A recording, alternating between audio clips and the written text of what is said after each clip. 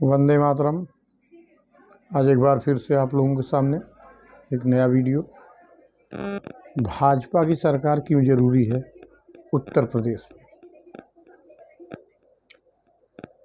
यह विषय सोचने लायक है, इस पे विचार करने लायक है। सिर्फ उत्तर प्रदेश नहीं अपितु भारत के हर प्रांत और केंद्र में भारतीय जनता पार्टी की सरकार क्यों जरूरी है। सनातन धर्म के अनुयायी 80% से ज़्यादा भारत में हैं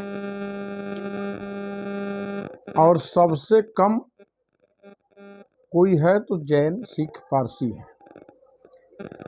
बीच में एक मजहब है मुस्लिम, जो अल्पसंख्यक का दर्जा लेते हुए अल्पसंख्यक के नियम कानून का पूरा लाभ उठाती है और दूसरे तुष्टीकरण नीति के तहत उपद्रव करती है। मैं उस पे नहीं जानना चाहता धर्म, मजहब, फला ढिका। मैं सिर्फ ये कहना चाहता हूँ कि सनातन धर्म के शोषण को बंद करने के लिए, सनातन धर्म जो हाशिए पे पहुँचता जा रहा है उसको रोकने के लिए, और हम सनातनी हैं यह हमें आभास होता रहे, इसलिए भारतीय जनता पार्टी की जरूरत है। अब भारतीय जनता पार्टी को कैसे हटाया जाए, इसकी एक सोची समझी रणनीति के तहत हर प्रदेश में जितनी विपक्षियां हैं किसी न किसी रूप से एक दूसरे की मदद करती हैं। भारतीय जनता पार्टी को सत्ता में आने से रोकने के लिए तमाम फार्मूले गढ़े जाते हैं। अब नया फार्मूला जो गढ़ा गया कोरोना के बाद, कोरोना के समय अभी महामारी फिर से चालू है। 1 वर्ष तक तकरीबन सभी मिल कारखाने उद्योग बंद थे, ठप थे।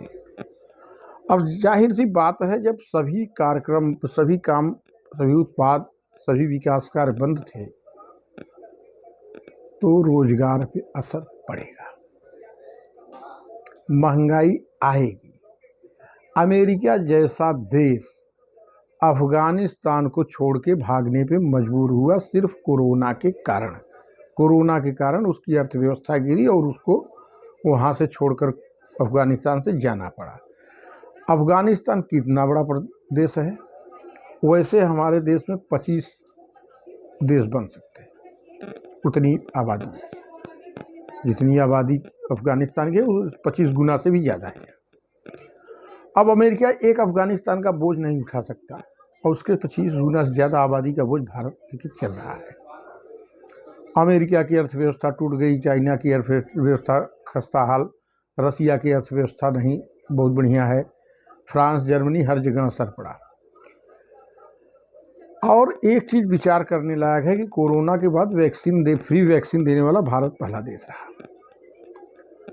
फ्री वैक्सीन चाहिए, फ्री राशन चाहिए, सब कुछ फ्री चाहिए, लेकिन पेट्रोल 10 रुपया महंगा है तो क्यों है।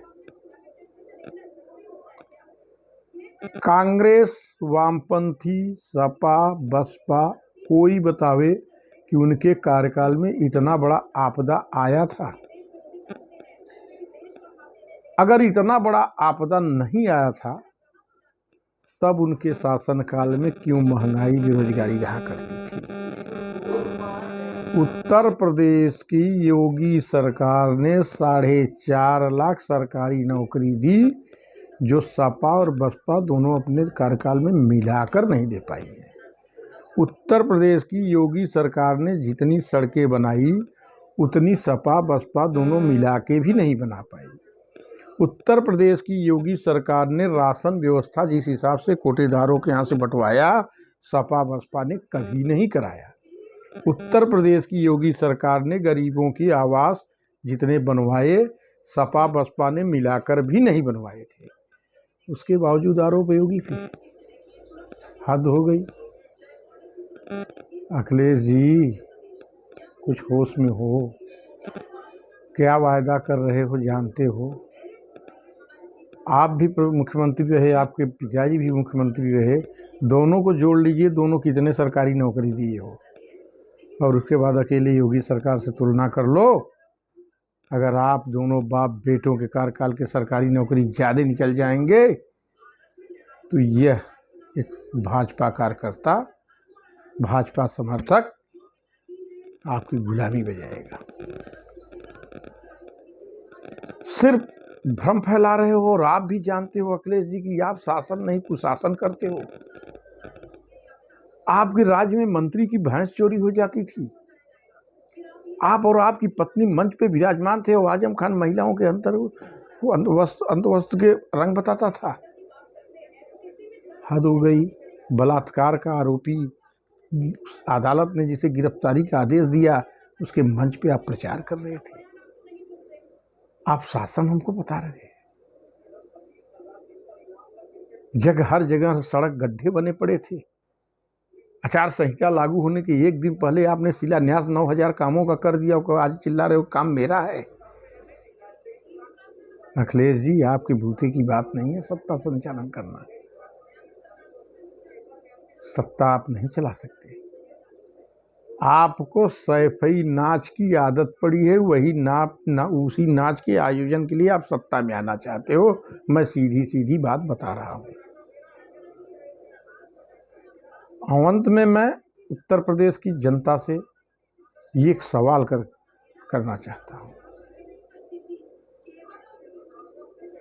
आज किसी जिले में, किसी थाने पे, किसी तहसील पर किसी एक जात विशेष, किसी भी जात विशेष की दबंगई नहीं चल रही है। आज थाने में से मुजरिम हाथ पकड़ के निकाल के नहीं लिए जाए, कोई निकाल सकता सपा के नेताओं की तरह। आज दंगा नहीं हो रहा है और वह समय भी था कि दंगा होने पर मुजफ्फरनगर में एक मजहब विशेष के लोग कैसे छूट जाते थे, स्टिंग ऑपरेशन में आ चुका है। उत्तर प्रदेश के लोगों,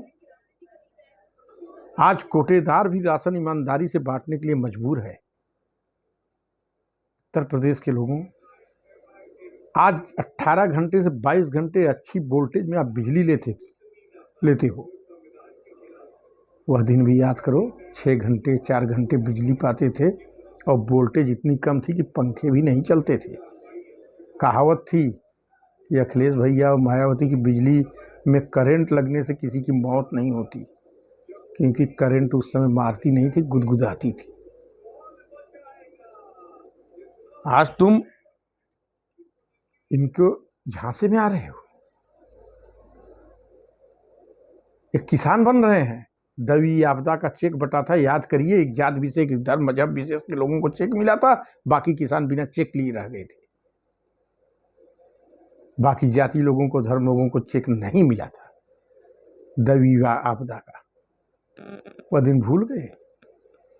ये आज सुशासन बाबू बने हैं। कहाँ गड्ढा नहीं किए। और अभी तो एक नई बातें भी सुनने को मिल रही है कि भगवान परशुराम को फरसा चढ़ाए थे, लगाए थे उनके मंदिर के सामने, उसमें भी बंदा भ्रष्टाचार कर दिया। 4 दिन में फरसा टूट के गिर पड़ा। ऐसे लोग सरकार बनाएंगे जो एक फरसा नहीं लगवा पाए। मैं आपसे एक ही निवेदन करूंगा कि जो सुशासन की गाड़ी चल रही है, इसे कुशासन में मत बदलिए।